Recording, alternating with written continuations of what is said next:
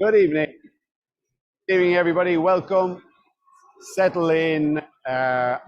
We are in York at the Barbican. First evening, the opening night of the tasting tour, Naked Wines Tasting Tour. 10 venues around the country, non-stop travel, chats, wine, and interaction with all the angels who've been able to join us. But for you at home, we thought we'd bring the inaugural night to you and into your living rooms. So here's a glimpse of the room. You can feel free to tell me to step out of the way if you want to see more. Hopefully you will have your tasting packs. The whites, the rosé are chilled. The reds are just about ready to go. Before I kick off with our first winemaker, I'm going to show you a little bit of practicality on how to open these. So for those of you who've done it before, bear with me, and for those who's the first time, here's how it works. You will have seen, it's not rocket science by the way, but I'll just do it for health and safety. There's a perforated line here at the top. You give that a wee squeeze. You even hear the click is quite satisfying. If you get that by my microphone. And you open up and here you have it. Of course, if you've got a white carpet at home, think twice about opening the reds over it. So that's it. You pull it out like that, give it a wee clip like that, and then you're good to go. You pour it over a table or something safe, and we've got Bacchus on tap. So that's it. We're in York tonight in the Barbican, and without further ado, I'm going to bring in our first winemaker, Kieran Atkinson. Round of applause at home. It's deafening. The sound at home is deafening, Kieran. Thank you very much. Welcome. So I'm going to open your wine for you in your tasting pack. Of course, you're pouring out of a bottle on your table. And what we wanted to do, this is the first time we've done this, by the way, and it's live. And so just bear with us if anything goes wrong. But we actually want to add a bit of excitement and also a bit of a taste of tour into your home. And so, Kieran, here is your own wine. Thank you very much. Thank you. And welcome. This is your first tour?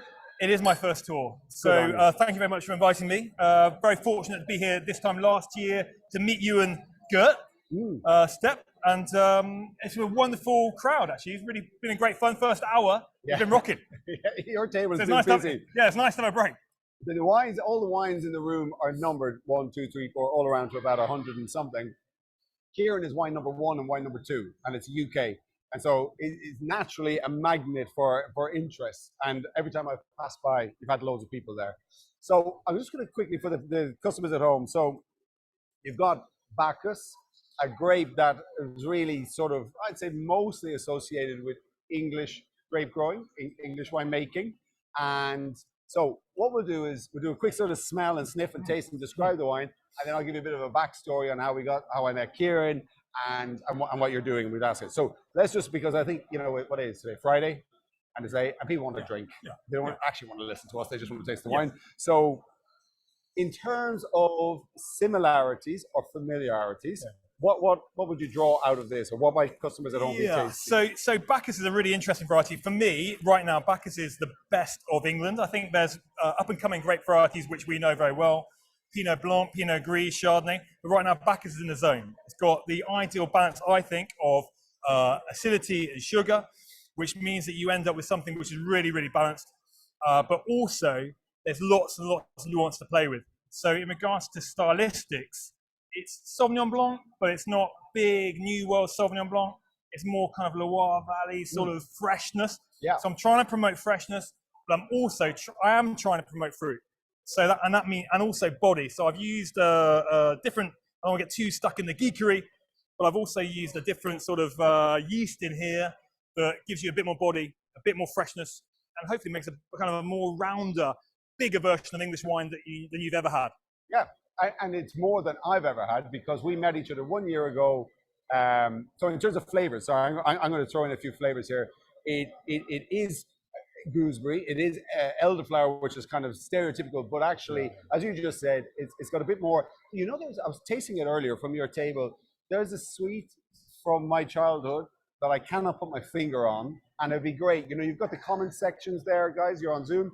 The Q&A, can I state, sorry, unlike usually when I'm at home and I can read the Q&A and answer, this evening, alas, I'm staring at a tripod and I won't be able to answer those. But Simon is backstage helping out, and he can help you there.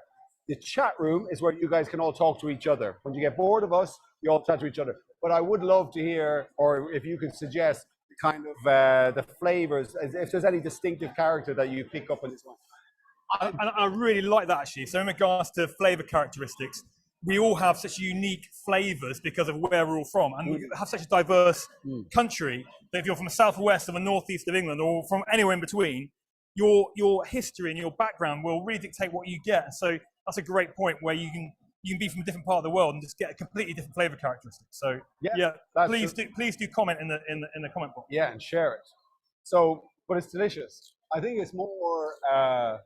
And then I'm going to make a reference to France, and then from here on in, it should be about England. But it is more sort of sincere in that sort of roundness, but also that sort of vibrancy. So that's the relative or the wine I've connected with. But then it's English and it's fantastic. So yeah. What's so interesting is obviously this is a wine that's been repackaged. Yeah. And so the wine from bottle, and I kind of prefer this repackaged version, if I'm being honest, because it's been handled twice, it's becoming a bit more softer, a bit fruitier in style, whereas actually what you're getting from bottle right now is fresher. So and that's really good news, because it means as we go, and obviously as we pour, and as you aerate, and as you taste more, you're going to get more. And I reckon for another year, you're going to get more fruit. The acid will just drop down a little bit, but it will give you more ripe fruit characteristics. And I'm really enjoying this. I agree. I tasted it earlier from bottle. It did look a little sort of leaner, more angular, and now this is softer. So therefore, when you pour a glass, just let it open up in the glass, and all that flavor will come out. Now, just to give you a sort of rewind, this time last year, I met Kieran in Croatia at a techie geeky conference. And then I said, oh, so you make wine in England? And in the back of my head, I was like, we could really do it an English winemaker. And I invited him to the tasting tour, which was in Liverpool. I think it was the closest place for you in Derbyshire. We tasted, as you said, with Stepp, our German winemaker. And I tasted through the wines. But when I tasted the back, I was like, stop the clocks. This is different. This is very pristine, precise. This is awesome. So with Angel Funds, we funded, supported with the purchase of the grapes and so on. And there's a lot more that happened along the way, but I really am a independent winemaker. There isn't like a hedge fund behind me. There isn't like independent funds.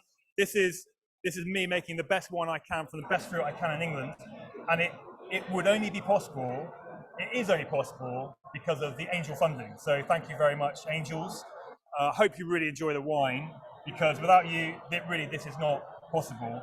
And I hope we can grow together, and I hope you continue to enjoy the wines. Thank you. And I happened to share. We caught up again. Was it last week? Yeah. Yeah, we were in Ribera del Duero. We were in Spain, and Kieran showed it to this room of people, experts from around the world, and everyone was really impressed. And I said, you know what? This wine that we're tasting, that you're tasting at home, doesn't even reflect the wine that I tasted in that hotel in Liverpool last year. It's actually bang for buck. It's another level up. So in regards to production, whereas last year I was making a classic English Bacchus, fresh fruit, fresh, cut grass, gooseberry, elderflower, delicious. But actually, what I wanted to do, I got the call up from Ray, is actually do a bit more. It's the opportunity to show off. It's an opportunity to make the best thing you can, which meant bringing in a different yeast. It meant matching different parcels of fruit with different yeast strains to give you, I guess, a more than Marlborough Sauvignon Blanc style through to a fresher Epernay style. And then you put it all together, and actually what you end up with is layered flavors, layered fruit, layer upon layer upon layer. And you don't lose those flavors. They just come out at different times, depending on how thirsty you are, what you're eating, the time of day, whatever it might be. So, yeah. I think you've nailed this. And for those interested at home, which is everybody, where is it from? You're in Derbyshire, God's own country. Is everywhere God's own country, or is that? That's definitely Yorkshire. Yeah. Right. Sorry. Yeah. Although trying to settle in. I think they went on holiday to Derbyshire, but I see. They were inspired. And the grapes, where are they from? So the winery is 100% made in Derbyshire, Darley Abbey, Derbyshire, but the fruit, so the majority of the fruit comes from Essex, it comes from Kent, and that's where we found, and so I'm very fortunate, I'm also a wine making consultant. I'm a vineyard consultant, so I found the very best growers to make to grow the very best fruit we can. And here we are. Great. And so, and by the way, you also have a Pinot Noir. Yes. Yeah, yeah. And so I have a Pinot Noir, which 100%. I've got to mention Harvest Hills. So if any of you know Worcestershire, as you leave Bromsgrove, it's 2 miles down the road, left-hand side. The vineyard I planted there 5 years ago. And this is the second crop we got from there. The second crop. This is the second crop. Because actually, you know, a vine takes about, it looks good after, well, it needs to be about third or fourth year. We start looking smart 8 to 10 year. Yeah. So and what we're seeing in England is the weather's changing so rapidly. It's not nuanced change. It's not like, ooh, that's a bit better. The weather's changing hugely, so you get more body, more fruit, more condensed fruit. And actually, the feedback we're getting on both wines is phenomenal. But on the Pinot as well, it's actually off the charts. People are coming to English red wine. Ready? Is it possible? Yes, it is. Yeah. I'm really enjoying it. It is, intensity. Kieran, thank you for your commentary. Thank you for your wine. See you, you take the glass, and see you later. Thank you. Thank you very much. Thank you. See you later. So what I can tell you as well is you all have a free sample in your basket, and this is, you can choose. It's one of the 6. So if, you know, we could jump straight into Kieran's because it is that alluring, but take your time, taste through all of the wines. And if there is one that you like in particular, what will come up on when you log in on the website, it'll present one of the wines, but there's a green button to say swap it, and you go through them until you're ready to, until you get the one you like. So you buy 12 other wines, and it's yours, it's free. So Marika is just about to join us. Buonasera. Buonasera a te. Benvenuto. È un onore e un piacere, grazie. So thank you for joining us. And you, last year was your first tour? Yes, so that's my second tour, and I'm so proud because it's always a way to learn a lot from the people. So you obligate me to keep always my mind very open. That's the biggest gift. Thank you so much. Oh, great. So from the experience you had last year, and then I'm sure you told everyone back at the winery, and that's amazing. That I think that's kind of what is special, and you guys can see it at home. Yeah. There's a number of people coming up, and everyone has an opinion, you know, and they share their opinion. But actually, when people are direct and honest, it's for the right reason, isn't it? It's the best way to go fast in learning. Yeah. And also from the last year, we had also the honor that some wine lovers that we met here came in the winery and visit us. Oh, really? So there's not only a wine, but a human relation that we develop together. And that's, you know, the goal for everybody that is loving what he's doing. It's awesome. That's fantastic. So let's taste your wine. Wow. Put that down there, excuse me. So I have your wine in here, wine number 2. So maybe, as I'm opening this and pouring for you, can you tell the guys at home what is Custoso and Superiore? Yes. And if you can, give a nice voice, loud to them. You know, I try to be like Maria Callas. Verona is famous for the opera. Oh, yeah. Maybe I'm not a good singer, but I try to increase a little bit my voice. So Custoza, first of all, it's the name of a wine that takes the name from a village, a little village in the south part of the Garda Lake, in the city of Verona. This is an appellation that celebrated this appellation 52 years ago. So it's not so young, but not so old compared with others. I think that the most important thing of this appellation is that is a trade union of a blend of different grapes with his territory. Yeah. Let's think that Verona in the past was a glaciation area. Is a what, sorry? A glaciation area. A glaciation? An iced area. In many years ago, everything were iced. Under ice, So the big changing of the weather moved the water. Yes. And the water developed lake, developed mountains, developed hills. Yeah. And the south part of the Garda Lake became very rich of white stones, these morenic stones. That's the reason for which we say morenic. The Ice Age moved, transported from one place. So you have these white stones around Lake Garda. If you touch this stone, you feel the salty. And we try to enter a relation about blend grapes and terroir. because the Custozza is a blend wine made with Garganega, Cortese, Trebbianello. Garganega, maybe most of you are familiar to be the grape of Soave, Okay. but it's produced also in Custozza because the Garganega and the Corvina are the two most important grapes of our city. The Garganega is the queen and the Corvina is the king. Yeah, So that's yeah. what we love to define. Garganega gives the muscular to the Custozza. The Cortese we love to define like Bianca Fernanda in Verona, and is the grape that gives a lot of fruity to the style of the Custozza. Yeah. And Trebbianello is a biotype from Tokai, so makes a sort of trade union in between this blend. With this temperature not too high, Yeah. because the Garda Lake protect a lot, and this terroir very mineral, we have a lot of crispy, mineral, fresh and fruity. That's the Custozza. Ray, what we are tasting now is the Custozza Superiore. I love to define like my baby. Yeah. It's a wine that comes from a single vineyard of over 55 years old. Really? So we add another ingredient in the Custozza blend in Yeah. this wine, that is the age, Yeah. is the character of a single vineyard.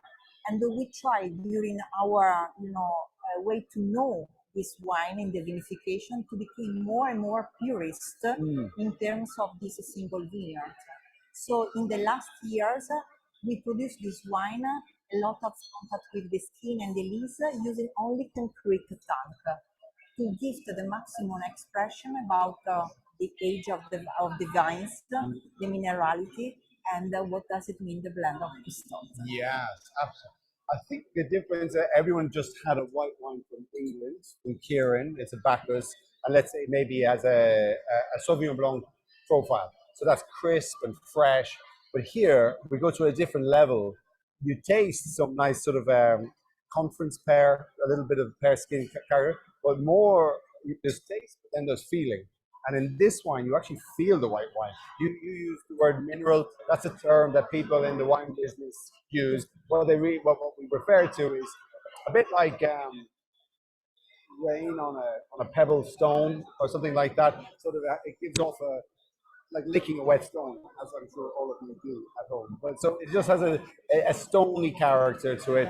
It gives a bit of focus to the wine. So it's just a nice kind of difference to, this is a kind of wine that you don't, I don't drink, so, or I don't come across so often.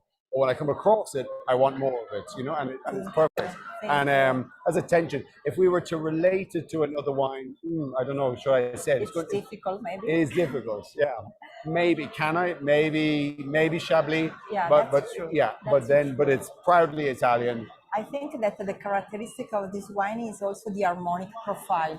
Nothing is too much, nothing is too less. That's right. And now we are tasting the 2021. That is the new vintage that we have just released. But this is a wine that if you have the chance to age, so also in the next 5, 10, 15 years, the minerality, the salty profile that you taste in your mouth, transforming saffron notes. Into what notes? Saffron notes. Saffron.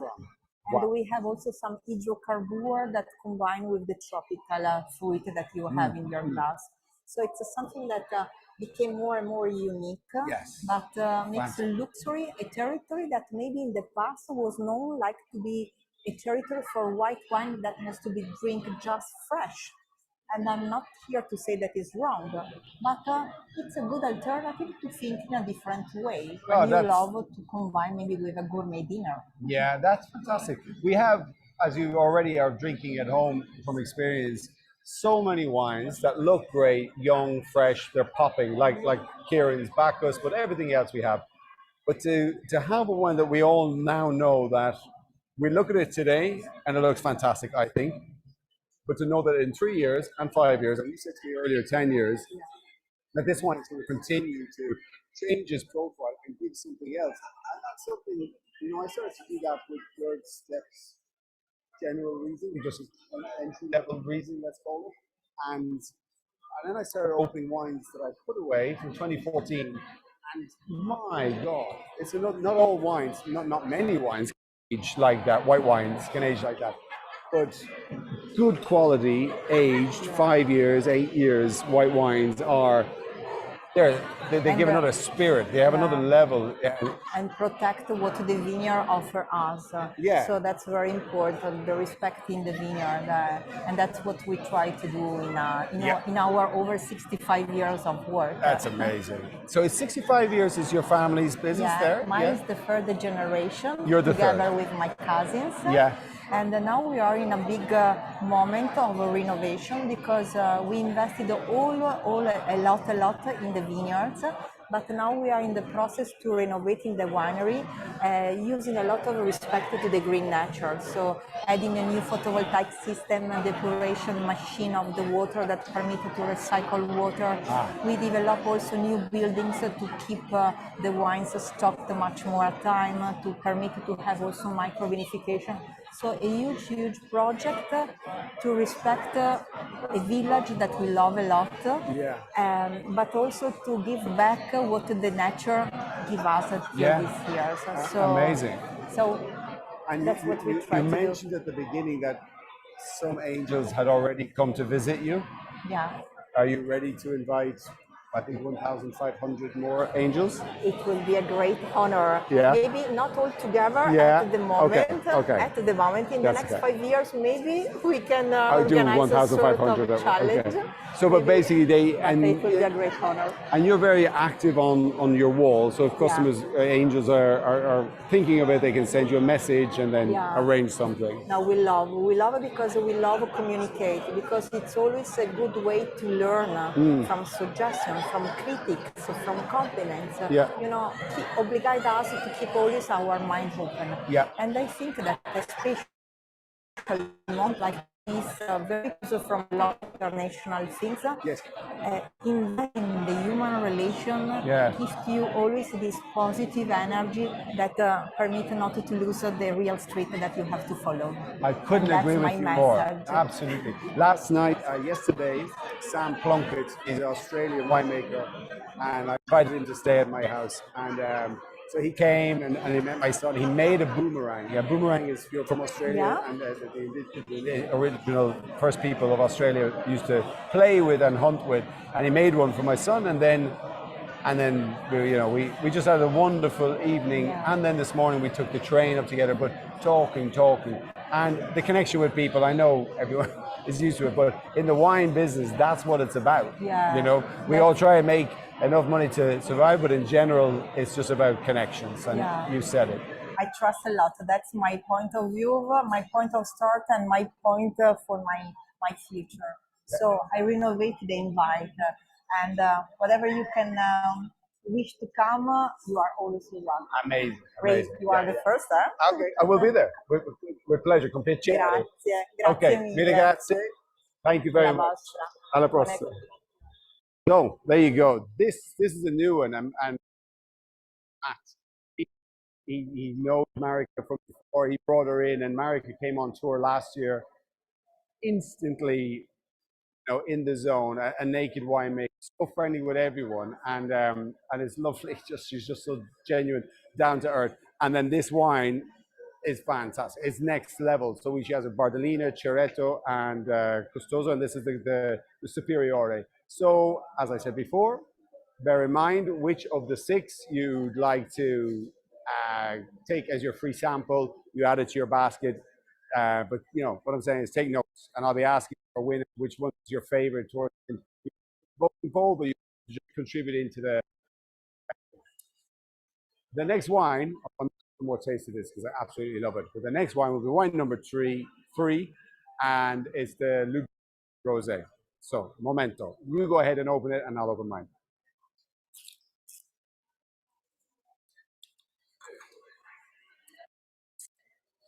Okay. So, number 3 is from Benjamin Mai. He's from Chile, actually, but based in France. He's Luberon is the region. So basically, let's say you flew into Marseille, as you do. You go up about 45 minutes, maybe an hour, to the northwest. Okay, so he's outside of Provence, but just à côté, just beside, just a neighbor. And basically, it's a delineation. It's a line drawn out by those in charge at a time. But you know, when we think about even France, even Italy only became a country 100 and something years ago. All these lines are all sort of political rather than, you know, what is best for the wine. So yes, this is Luberon, not Provence, but the style, the grape, the expression, the topography, the pine trees and the aromas of the whole area, the scent of the whole area is not a million miles away, literally. So what I do is let it swirl it around like that. Try not to spill it on your beige or white carpet, but you just want to let it open up a little bit and let some of the aromas blow off. And this is a blend of 4 different grapes: Syrah, Shiraz, red grape; Grenache, red grape; Vermentino, a white grape; and Grenache Blanc, so the white version of Grenache Rouge, red Grenache. So Grenache Blanc, and you can see from the color, I mean, you've seen plenty of rosés in your time. It's a decision from the winemaker, you know, how much do they want to let the red grapes, Syrah, Shiraz, and Grenache, stay in contact with the juice that's inside. And for those of you, just as a reminder, if you think about grapes, table grapes that you eat at home, and you squeeze one of those inside, or you peel the skin off, inside of it, it's white flesh. So it's only this outer layer that is that's a black grape. Inside, it's all white flesh. And really, that's what you're extracting. That's what you're pushing out. That's the juice. That's what we're drinking. We're drinking the inside of the grape. So however long the skin, the outside, is in contact with the white flesh and juice on the inside, that is how your rosé will be. So if you think about a short skin contact, like 2 hours, 4 hours, that's probably what we have here. It's like a light touch, you know, you're just giving a little bit of color to the wine, picking up on some of the aromatics, whereas you'll see some other rosés that are deeper, and that's where they let it's just a clock, 2 hours, 3 hours, 4 hours, and maybe, you know, 8 hours, that kind of thing. And then it gets deeper and deeper. So here he's just on a light contact. The wine, I'm just going to have a quick taste. Please do yourselves.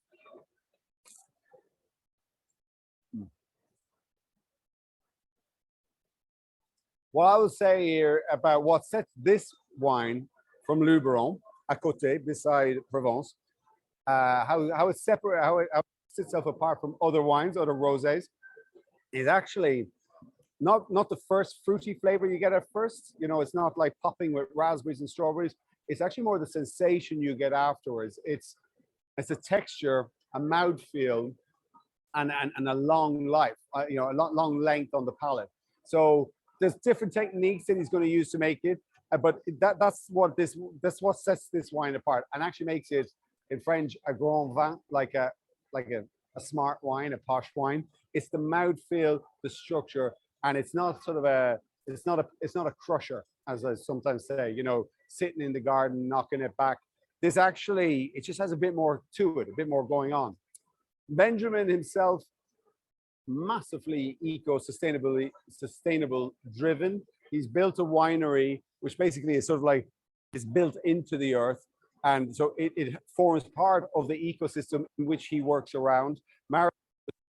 Their sustainable plans and what they're working on, and where she's talking about what they call gray water, so the runoff of water, how you can actually use that, because wine uses quite a lot of water in its production, but how you can run off of water to be reused and back into the vineyards to sort of generate the growth and support the growth of the vine. So, but Benjamin is on another level in terms of what he's doing in the winery, just careful consideration, very sort of considerate of the planet.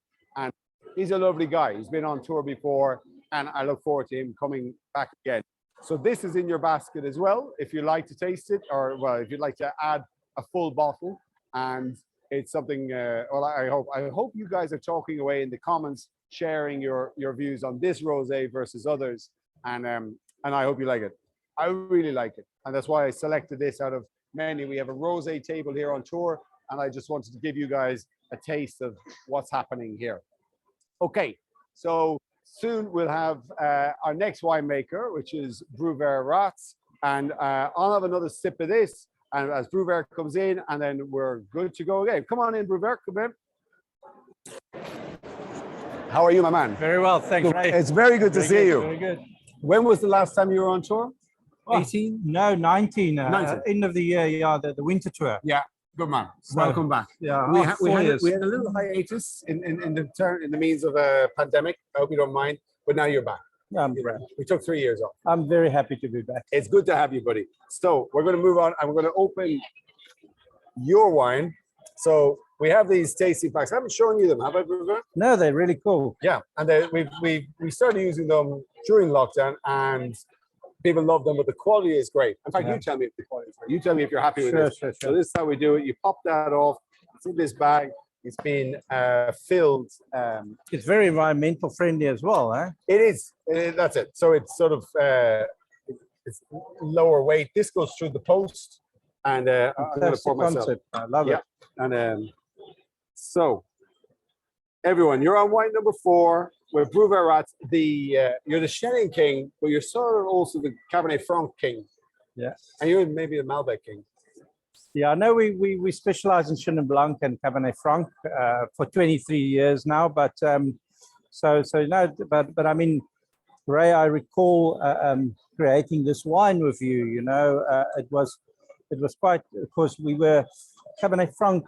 You know, it's not that well known, and then we had to find a wine that sort of caught the eye of the public for Rats, and then you suggested to do a Malbec, and I said, but come on, Ray, we Cabernet Franc specialists, and we came up with this concept of blending Malbec and Cabernet Franc with each other, and we both of us didn't know whether it's going to Yeah. work because Yeah. you know it was, you know, we knew Malbec was very popular and still is, and but we wanted to find a way to also bring Cabernet Franc into the mix. So you know, this was I think the first vintage was 2018. Was it? Yeah. Yeah. So you know, it's been going for a while, and I mean, with great success. I mean, Yeah. it's and the whole idea, what we did is we took the richness from Malbec, Yeah. which was especially in the mid palate, that opulence, and then we tried to tone it down with the elegance and the precision and that beautiful linear finish of Cabernet Franc. So. And it works so well because it's almost like blending the beauty and the beast with each other. Yeah, You know, where the Malbec is that opulent big one, and Cabernet Franc just add that elegance to it. So Yeah. so it's the only wine in the whole of Naked Wines portfolio that's this Cabernet Franc Malbec Malbec Cabernet Franc blend. Yeah. No, it is. It's very original, and it's very good. And I think before I go on about how much I love it, I'm just going to give a sort of a couple of taste descriptors. Yeah, yeah. I know our angels like to hear the kind of flavors we find in it. I'll start because I've got the mic. You've got the mic. But you described it already. Malbec gives the body, the depth, the roundness. But a characteristic you might describe smelling it and tasting it is a sort of a leafy, herbaceous note, but not in a green way. Us wine professionals, we sort of think whether there's negative terms of it, but in fact, I just think it's like it gives a freshness. It gives actually, it gives a great deal of complexity in a positive. Complexity, not meaning you have to overthink it, but it just gives like elegance to the wine. The Cab Franc. The herbaceous part, as long as it's not grassy green pepper. Yeah, and yeah. what I find in this one is more that Italian herbs, that oregano, thyme, that's rosemary, good. you know, that beautiful Italian herbs. And there's a fine line being green and being herbaceous. And you know, I think here the Cabernet Franc definitely brings that aspect to the wine. Yeah, absolutely. And I have to a disclaimer, but it's also why I included it.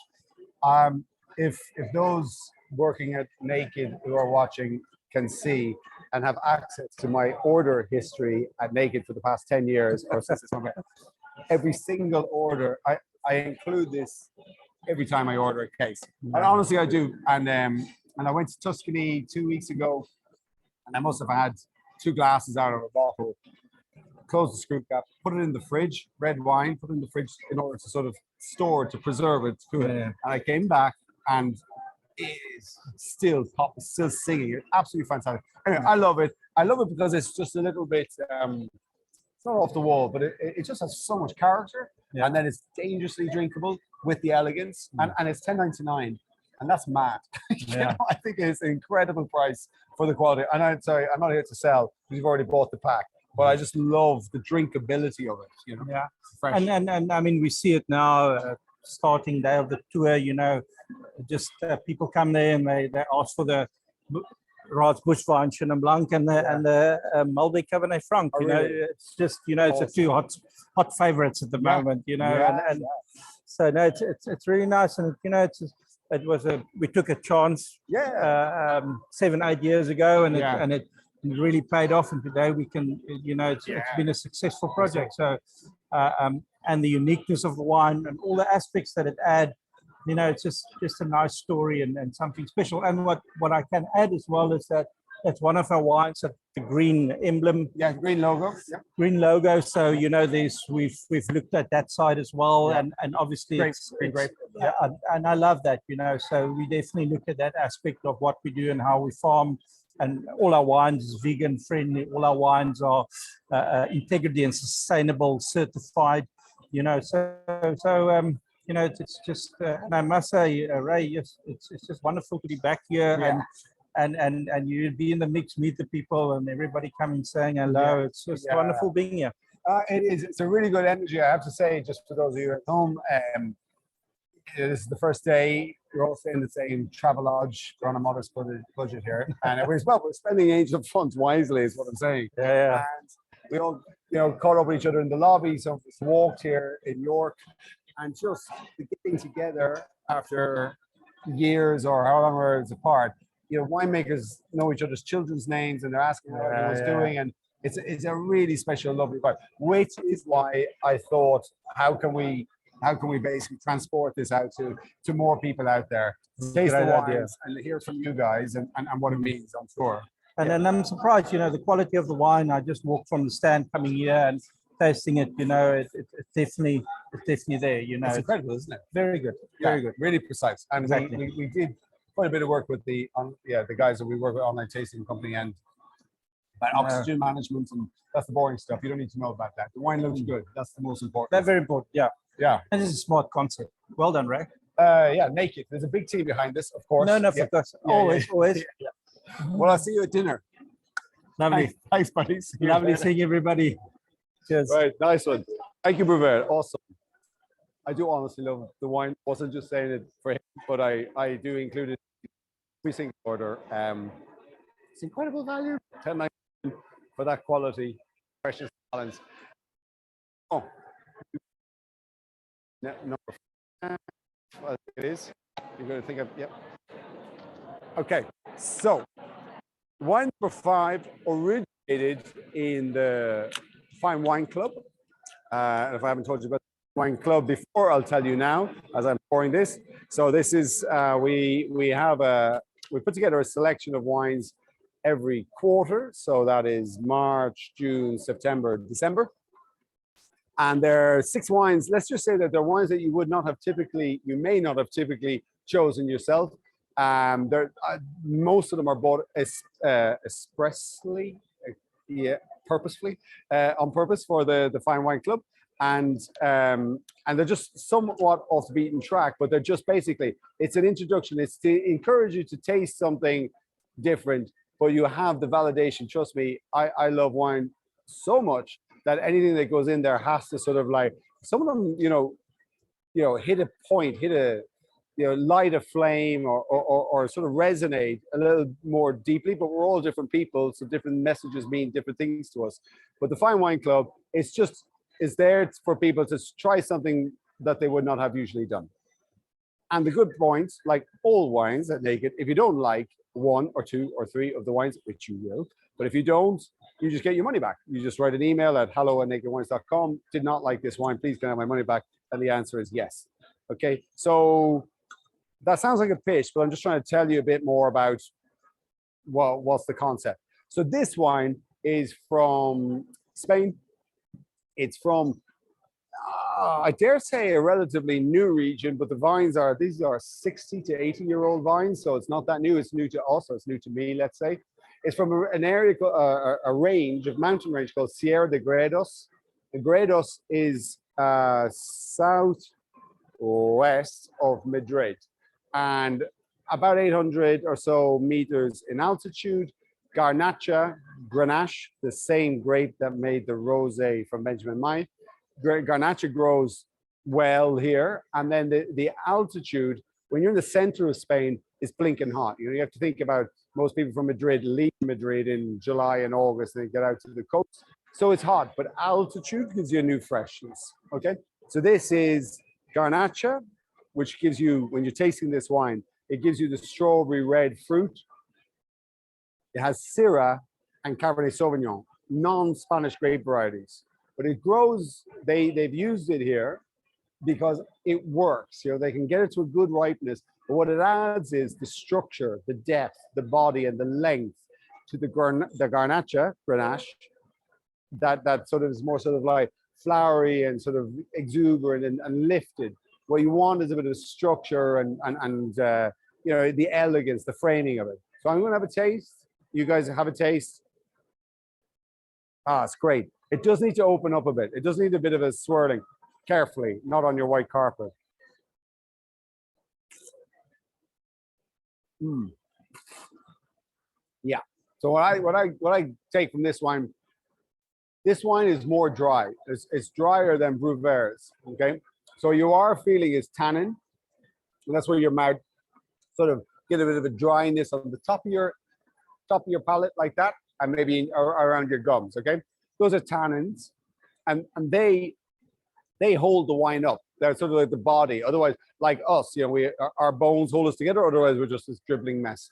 And the tannins are there to sort of give a longevity in time to the wine, but also this wine, maybe unlike Bruvers, and then we have Nina's coming up afterwards. These tannins are best matched with food. So in this case, where if you're vegetarian, you might think of a hard cheese.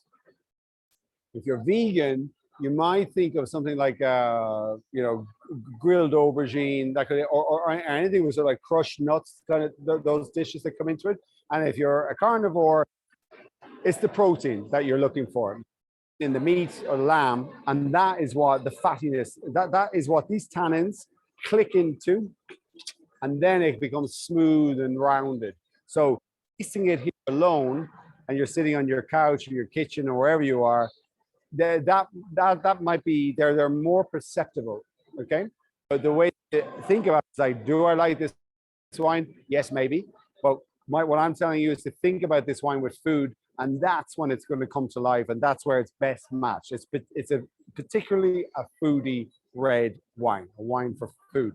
So it's from Spain, and it's all, you know, off the beaten track. And this month, this quarter, Fine Wine Club, we have a fantastic Barbera Superiore from Serena Cordero, a beautiful, silky, supple Pinot Noir from Sonoma Coast, Russian River from Daryl Groom, and a few others. So this one was from quite a few years ago, a while back. So there we go. I hope you like that one. All of this is a little point of difference. I'm pouring this wine on my table. I'm not standing for me, and so it's just a taste tour, a taste of what we're showing. So that's that wine, and we'll move now to Nina, who's going to talk us through her Cunha Noir Cabernet Sauvignon. So, Nina Bombina, are you ready? Hello. Nina? Hello again. Hello again. So, you should taste these afterwards. A few different wines. Well, actually, you can taste them all here. They are a taste tour. Excellent. So, I'm going to show you. So, this is the pack that everyone at home has received, and then and yours is wine number 6. So I'm going to open your wine for you, and we can taste this together. It's like an advent calendar. It's like a what? Advent calendar. Yeah, it's like Very cool. exactly. Or we might. So, welcome. Good to see you. And maybe you could kick off by telling the angels at home, nice loud projection. where this wine originated, how it originated. Where the story behind Yeah. the wine and why it came to life? Yeah. Yes, Yeah. right. So during 2020, wasn't Yeah. it? Yeah. I was lucky enough and very honoured to be one of the finalists as a winemaker of the year. Yeah. And because it was 2020 and we were all suddenly much more conscious of everything in the Yes. world, Yeah. part of the brief to us was to pitch a wine that wasn't just your dream wine, but something that gave back to something that was important to you. Mm. And at the same time as this exciting thing was happening, my beautiful best friend in the whole world, her little boy was very sick, so gravely ill with a blood disorder called aplastic anemia, which is a bit like a leukemia. And so she was going, and he was going through this horrific time, and he was in a ward called the Kookaburra Ward at the Royal Children's Hospital in Melbourne, and getting a bone marrow transplant. So when, making this lovely wine and, great dream come true to choose anything, another project to work on and a wine, and that was lovely, but really traumatic time. And so I decided that the special thing I'd like to do would be to give back all the profits from making this wine to the Royal Children's Hospital, the ward where he was. So we were able to specifically donate our money to the bone marrow transplant ward. Yeah. And amazingly, Naked Wines matched our donation. So all in all, we were able to donate $30,000 to the ward, which was really special. That's great. Yeah, so it was really a magic thing to be able to do. And I think anyone and everyone's been touched by difficult times with friends and family, and one of the hardest things was not being able to do anything to help, really, apart from be a support in the background. But this was something that I could do and help a little bit to some children who would obviously in the future be going through similar ordeals. And it was wonderful, and wonderful that Naked, not only are supporting independent winemakers, but there's so many projects that I think Naked has further helped to give back to the community. And it's much more than what we just do in terms of making a bit of wine here and there, which we love doing, and we love that the angels support us so much. But if we can do more to our communities and our lives and change for the good. You're right, because even when we think about cheers. Yeah, cheers. Let's have a drink to that. Sorry, it's a heavy start. It is a heavy start, but it's a purposeful start. I will have a sip. Yes. Yumma. But even when we think about sustainability, you have 4 or 5 pillars of sustainability, and there is the social elements of it. There's the economic and the environmental, but we're just trying to keep the whole sphere moving and going around. And I think where we can make a project happen through your contacts down in Coonawarra, which we'll talk about. Yeah. The business, that's the economic side of it, and then the angel, which is the social side of it. Yeah. How you can sort of bring it into a community and pull, your friend's child into the world of the UK Angels. Yeah. I think it's what we all just sort of say, okay, we have a platform, let's use it.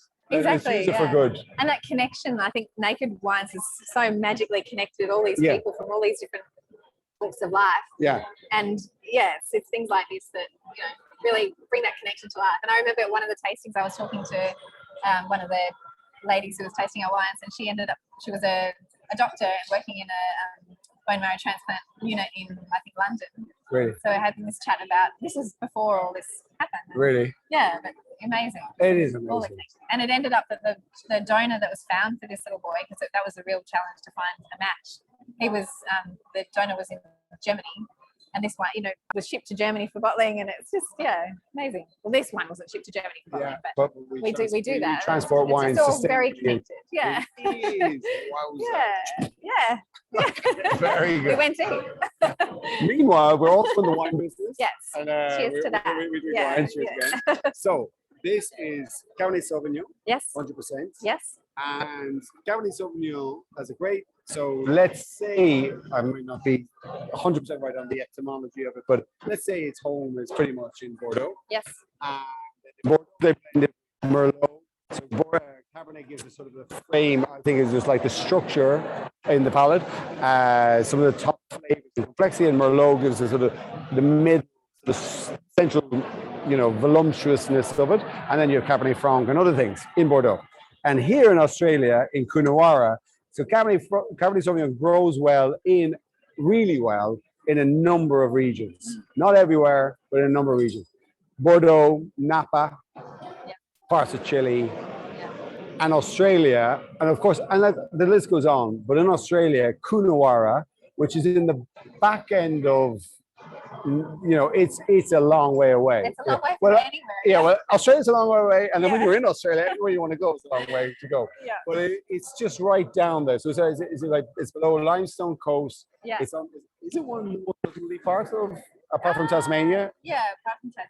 Yeah, and so mainland, and it's tell us about Coonawarra, because it's 100% Cabernet, but for me it just speaks Coonawarra. Yeah.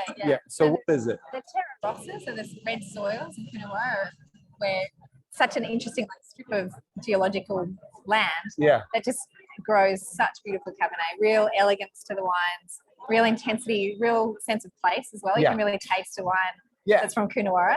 And I think it's interesting what you're saying about Cabernet has the outside structure, and then you often in other places I find as well, we make Cabernet at home, and I often put a little bit of Merlot, a little bit of Malbec in, which is whereas I find particularly with this vintage and this wine, there was nothing else needed. It was such a complete, and I think a lot of that is the soil and the way it's grown and the management of the vineyards. But it has all the different bits you need, the plush kind of mid palate as well as the formal structure.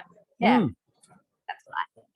And when I was getting into wine and studying WSETs, the Wine and Spirit Education in Dublin, I worked in a wine shop for not a lot of money, and there was a wine in there, Kids Sitman, I think it was called, and it had this eucalypt leaf on it, and so anyway, for me, I was like, how can a wine be so distinctive? And I hadn't a clue about wine at the time. I was just getting into it, but it was Coonawarra Cabernet Sauvignon that made me go, world is offering up other things. If you taste something from Bordeaux, and then the word, and it's just the sort of distinctive characters that you get from depending on where you are in the world. All the grapes react differently, and that's why I fell in love with wine. I was like, oh my god, this is geography and booze, and I'm in, and I doubled down, and I went for it. Go for it. And I love it. I love the style. It's, as you say, it's so distinctive. Yeah.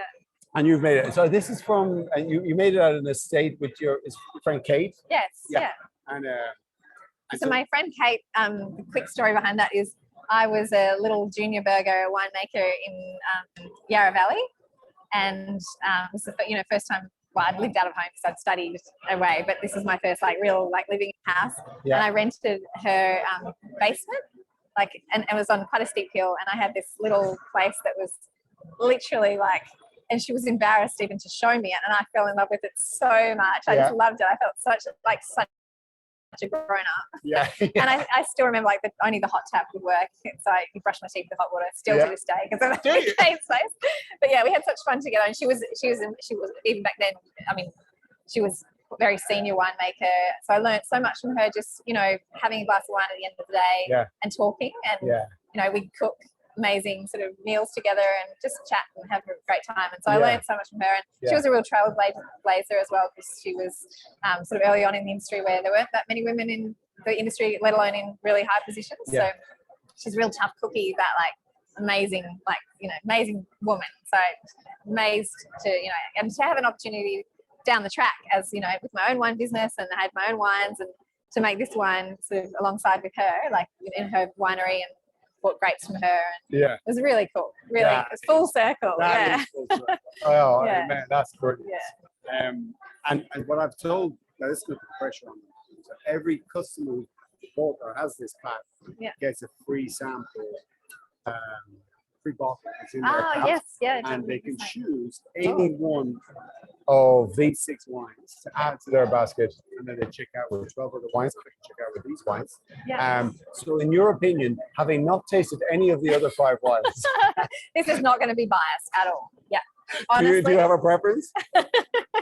Well, yes, I would have to say go with your heart. Choose our Cabernet.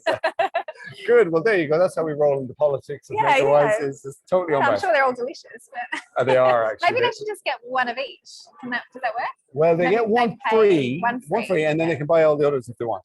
But I anyway, think I should do that. they've already bought this. It's no sales. I think 2 or 3 times this evening I've sort of fallen into sales, and I'm actually not in sales, and I'm really best away from sales Yeah. because I'm actually not very good at sales either. People Anyway. come to our cellar door and I always say, if they want to buy 12, I'm like, you sure you want 12? Yeah. Just take 6. And yeah, then, like, try it, see it. You might not like it. Yeah. Well, there we go. I love it. I love it. thank Oh, you. now let's just wrap by. I would love to know, given the structure of the wine, so you got beautiful, pure cassis, blackcurrant fruit. It has all the fruit is there, but it is framed by positive chalky tannins. Yeah. So this wine, the vintage is 21. 21. Yeah. Where is it today, and where would it be in 3 and 5 years? Yeah. And how will it change? Well, it's obviously still a baby, like a very young wine, very young red. I think for me, it's still drinking really well now at this point because it has got that plush fruit, and the oak kind of balances really nicely and integrates with the tannin. Yeah. But, in 3 years' time, it'll be a bit softer again. The fruit will still be there, but we get a bit more secondary character, and then, 5 to 10 years. And when you say secondary character, so now we're looking at primary, so it's like cassis, blackcurrant, Yeah. and some blueberry. Yeah. It goes to a more mellow, let's say, a less bright, a Yeah. more complex tobacco leaf, so cigar. Exactly. What's nice? Umami. Yes. It goes to that Absolutely. character. Yeah. Okay, so And cedar, and I find, Cedar, yeah. and I just think for me now at this point, I love how expressive this wine is, and I like the structure, but I would have this with food because I think the tannin just then kind of melts it into, especially if you have something a little bit fatty like a steak or whatever. yeah. But I just fatted everyone up on the previous wine, so excellent. they're You can just blend important. them together. Yeah, maybe. See what happens. Side by side. Awesome. No further questions, Your Honor. I think you're good to go back to the table. But awesome to have you on tour. Your first tour was when? I think 17 or 18? Yeah, 2017. 17. Because I remember my little boy was 2, Yeah. so it was kind How's of. Max? He's great. Yeah. Max is nearly 8 now. Is he? Yeah. Cool. It's very And it's cool. okay with Mama going overseas? Yeah, it doesn't get. Say it, bye. Yeah, Let's well, stay no, up it late. actually doesn't get that much easier. But they're able to now tell me that they're proud of me for doing this, so it's pretty sweet. Yeah, That's pretty sweet. Oh, Yeah. good. And Ellie, very how's lucky. she? Yeah, she's great. Yeah. 12 now, so Good. big girl. Yeah, and John's happy. Yeah, he's Being the running the best. fort. Yeah. He's very military organized. Everyone thinks life's going to be chaos without me, but actually it's Yeah, very organized. he has his sword. I bring the chaos. Yeah. Well, Elsa, thank you very much for the wine. Awesome. Thank you. See you later, Thank you Nina. to everybody. Cheers. Cool. Thanks a See million. ya. Well, there we go. Whew. End on a high. That's sort of like that's like Glastonbury pyramid stage, probably Sunday. And anyway, I hope you enjoyed those. I loved talking to these guys, and we do these tours every summer around this time, June 25th or June 20, whatever day is today. It's about 10 days all around the country, and then as well 4 days.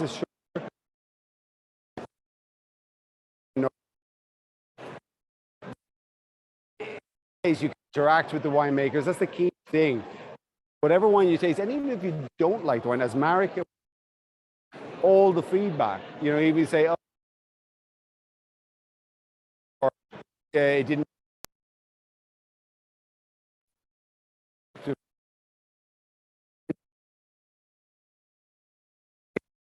Comment on the share with, of course, your appreciation.